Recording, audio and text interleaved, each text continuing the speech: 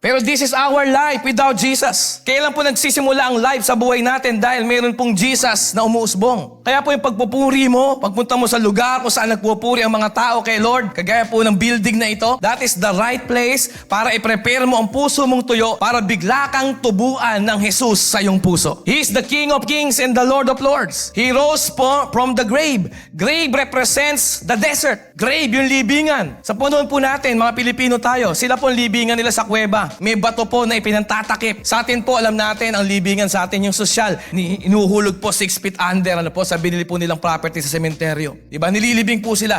Umuhukay po sila, tinatamnan sila ng lupa, at parang ganun po yung buhay natin nang wala kay Lord para tayong nakalibing. Zombie life. Pero paghahayaan mo si Jesus na tumubo sa puso mo, dun mo na yon. Sa desertong puso mo, dun magsisimula ang pagbabago. Kung may ayusin si Lord sa buhay mo, hindi yun magsisimula sa medyo maganda ng bahagi ng buhay mo. Magsisimula yon sa pinakapangit, pinakamasagwa, pinakabasura, pinakapinabayaan. In English, sa pinaka-desolate place. Araba Desert. Doon gustong ayusin ni Lord, simulan ni Lord ang pag-aayos sa iyong buhay.